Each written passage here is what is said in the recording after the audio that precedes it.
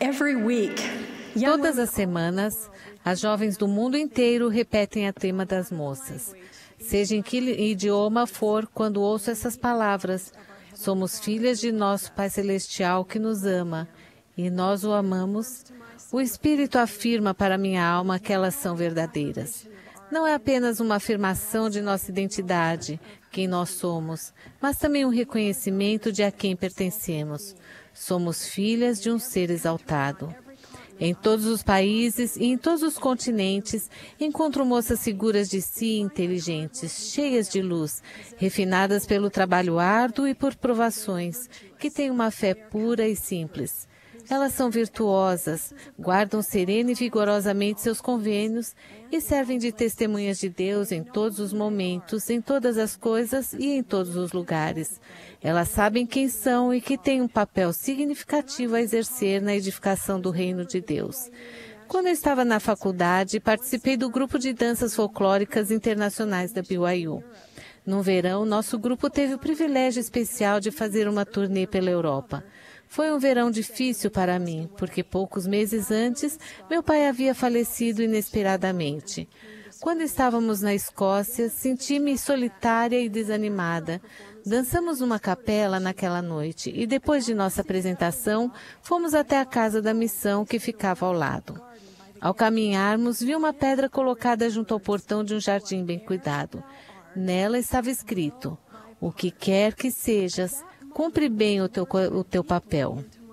Naquele momento, aquelas palavras penetraram profundamente em meu coração e senti os poderes do céu buscando-me para transmitir-me uma mensagem.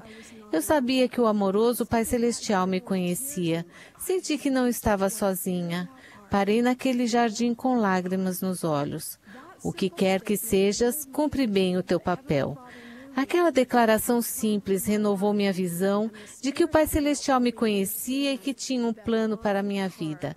E o Espírito que senti ajudou-me a compreender que meu papel era importante. Mais tarde, fiquei sabendo que aquela inscrição havia certa vez motivado o profeta David O. McKay, quando ele servia como jovem missionário na Escócia. Ele a vira gravada em uma pedra de um edifício, numa época desalentadora de sua missão, e as palavras o elevaram. Anos mais tarde, quando o edifício foi demolido, ele tomou providências para adquirir a pedra e fez com que fosse colocada no jardim da casa da missão. Como filhas de Deus, cada uma de nós é especial e diferente em nossas circunstâncias e experiência de vida. Mas nosso papel é importante porque nós somos importantes. Nossa contribuição diária ao nutrir, ensinar e cuidar de outras pessoas pode muitas vezes parecer banal, insignificante, difícil e humilhante. Mas ao nos lembrarmos daquela primeira frase do tema das moças, somos filhas de nosso Pai Celestial que nos ama, isso fará toda a diferença em nosso relacionamento e em nossas reações. Recentemente, minha maravilhosa mãe de 92 anos faleceu. Ela deixou esta existência mortal da mesma forma que viveu, serenamente. Sua vida não foi o que ela havia planejado. Seu marido, meu pai, faleceu quando ele tinha 45 anos, deixando-a com 3 filhos, eu e meus 2 irmãos. Ela viveu 47 anos como viúva, sustentou a família como professora de uma escola durante o dia e dando aulas de piano à noite. Cuidou de nosso pai idoso, meu avô, que morava na casa ao lado. Certificou-se de que cada um de nós fosse para a faculdade. Insistiu nisso para que pudéssemos ser contribuidores e nunca reclamou. Ela guardou seus convênios e, por ter feito isso, invocou os poderes do céu para abençoar nosso lar e proporcionar milagres. Confiou no poder da oração, do sacerdócio e das promessas dos convênios. Foi fiel em seu serviço ao Senhor. Sua firme devoção fez com que nós, seus filhos, ficássemos firmes. Com frequência, repetia para nós a Escritura: "Eu, o Senhor, estou obrigado quando fazeis o que eu digo, mas quando não o fazeis, não tendes promessa alguma." Esse era seu lema e ela sabia que era verdade. Compreendi o que significava ser uma cumpridora de convênios. Nunca foi reconhecida pelo mundo. Não queria isso. Ela compreendia quem ela era e a quem pertencia. Era filha de Deus. Na verdade, pode-se dizer que minha mãe cumpriu bem o seu papel. A respeito das mulheres e das mães, o presidente Gordon B. Hinckley disse certa vez: jamais devemos perder a perspectiva da força das mulheres. São as mães que mais diretamente afetam a vida dos filhos. São as mães que os nutrem e educam nos caminhos do Senhor. Sua influência é preponderante. São elas que criam a vida, são elas que nutrem os filhos, são professoras das jovens, são nossas companheiras indispensáveis, são aquelas que trabalham ao nosso lado na edificação do reino de Deus. Quão grandioso é seu papel e quão maravilhosa a sua contribuição. Como uma mãe ou pai instila uma filha querida e enobrecedora e a eterna verdade de que somos filhas de Deus? Como as ajudamos a sair do mundo e a entrar no reino de Deus? No mundo moralmente insensível, as moças precisam de mulheres e homens que sejam testemunhas de Deus em todos os momentos, em todas as coisas e em todos os lugares. Nunca isso foi tão importante quanto agora. As moças precisam de mães e de mentoras que sejam exemplo de virtuosa feminilidade. Mãe, seu relacionamento com sua filha é de suprema importância e seu exemplo também. O modo com que vocês amam e honram o pai dela, seu sacerdócio e seu papel divino vai se refletir e talvez ser ampliado nas atitudes e na conduta de sua filha. Qual é o papel que todas temos que cumprir bem? A proclamação ao mundo sobre a família é bem clara. Segundo o modelo divino, o pai deve presidir a família com amor e retidão, tendo a responsabilidade de atender às necessidades de seus familiares e de protegê-los. A responsabilidade primordial da mãe é de cuidar dos filhos.